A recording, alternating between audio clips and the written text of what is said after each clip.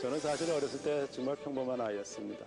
그나마 이제 과학에 관심을 갖게 됐다고 하면 중학교 들어가서 담임 선생님이 물상 선생님이셨는데 그런 연유로 해서 특별활동 시간에 물상반을 하게 됐죠. 선생님께서 과학 실험 키트를 나눠주시더라고요. 그걸 가지고 이제 집에 와서 학교에서 했던 실험을 또 다시 해보고 그런 걸 가지고 혼자서 아주 재밌게 놀았었던 것 같습니다. 그런 연유로 해서 아마 오늘의 제가 이런 과학실에서 일을 하게 된 것 같습니다.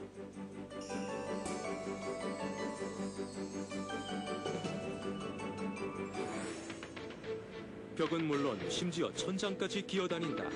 전 세계 과학자들의 호기심을 자극해왔던 개코 도마뱀. 벽면을 기는 건 둘째가라면 서럽다. 스파이더맨. 그들의 비밀은 무엇인가? 바로 발바닥과 벽면 사이의 결합을 높여주는 작은 털들과 돌기에 있다. 붙였다 떼었다가 가능한 메모지도, 의류에 사용하는 벨크로도 알고 보면 다 면과 면의 결합력 문제. 그런데 결합과 접착은 분자끼리도 가능하다는 사실. 고기 냄새, 화장실 냄새, 냄새 잡는 힘의 비밀은 바로 냄새 분자에 결합하는 분자 덕분. 심각한 수질 오염을 해결하는 것도 오염물질을 붙잡아 끌어내는 분자가 있기 때문에 가능하다. 질병 진단부터 친환경 에너지까지 분자와 분자가 결합해서 만드는 화학의 신비한 세상. 분자 결합력 최강의 화합물 쿠커 비투리를 만들어 신세계를 펼친다. 포스텍 화학과 김기문 교수.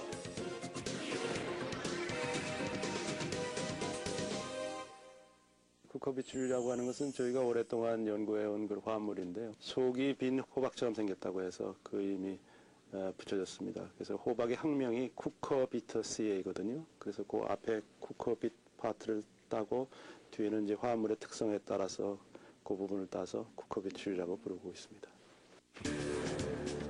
이 호박 모양의 분자는 결합력이 매우 강해서 원하는 분자나 이온을 붙일 수 있다. 특히 빈 공간이 중요한 역할을 한다. 마치 체인처럼 필요에 따라 연결이나 분리가 가능한 쿠커비툴이 원하는 조작을 할 수 있기 때문에 다양한 연구에 활용이 가능하다. 여기 보시면 빨갛게 되어 있는 것이 이제 산소고요. 파란색으로 보이는 것이 이제 질소인데요. 금속 이온 같은 것들이 여기 이제 산소에 잘 붙게 되고, 여기 자세히 보시면 빈 공간이 보이실 겁니다. 다른 분자를 이 안에 가두거나 또 가뒀던 분자를 방출할 수가 있습니다. 쿠커 비투릴은 1905년 독일에서 처음 발견된 분자다. 우리나라에서는 이 호박 모양의 분자 화합물 연구가 김기문 교수에 의해 이끌어져 왔다. 쿠커 비투릴의 연구 성과는 점차 생명공학 영역까지 확장되고 있다.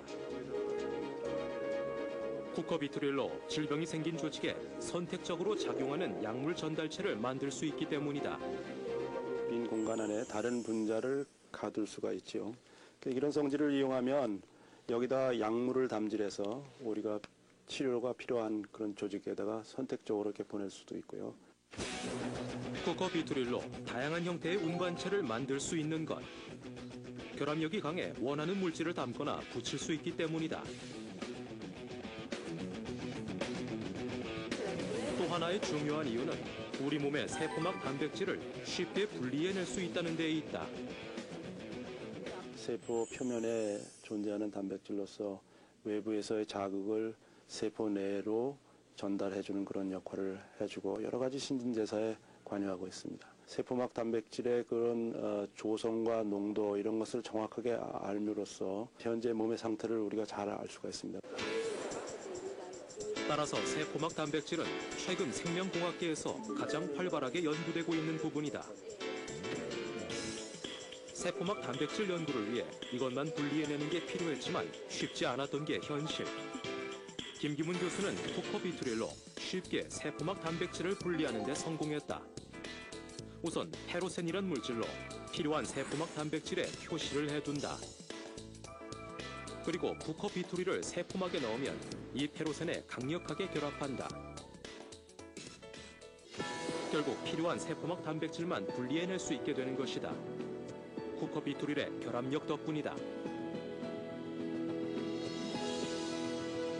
쿠커비트릴과 그리고 페로센 결합을 이용해서 세포막 단백질을 분리하기 위한 그런 실험의 가장 첫 단계인데요.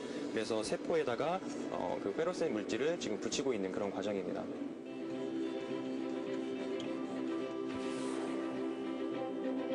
결국 김기문 교수는 쿠커비트릴과 페로센이란 새로운 화합물을 이용해 생명공학계에도 혁신을 가져온 것이다. 세포막 단백질 안에 있어서 특정 질병과 관련된 그런 단백질을 모니터링하는 것이 굉장히 중요합니다. 쿠커비트릴이라고 하는 것을 부착을 시키고 그것을 분리해냄으로 해서 그 농도가 얼마나 되는지를 조사해 보면 암 같은 것을 쉽게 진단할 수가 있습니다. 김기문 교수는 쿠커비트릴로 질병 진단용 바이오 칩까지 가능하게 만들고 있다. 특정 질병의 단백질에 반응하는 분자를 붙여서 치료에 필요한 세포를 찾아내는 원리다. 이런 연구들 덕분에 논문이 가장 많이 인용된 한국의 과학자로 손꼽히기도 했다. 또 대한민국 최고 과학기술인상은 물론 한국인으로서는 처음으로 제3세계 과학 아카데미상을 받기도 했다. 암을 조기에 진단하거나 치료하는 그런 연구도 계속 할 것이고요. 이것을 다공성 물질의 재료로서 이용을 해서 수소의 저장이라든가 또는 이산화탄소를 제거하는 매체로서 저희가 쓰려고 하고 있습니다. 중학교 시절 선생님으로부터 받은 실험 도구에서 과학자의 꿈을 키워간 김기문 교수. 이 도구들이 보여준 신비한 세상이 김기문 교수를 분자 화합물을 만드는 화학자로 변신시킨 것이다.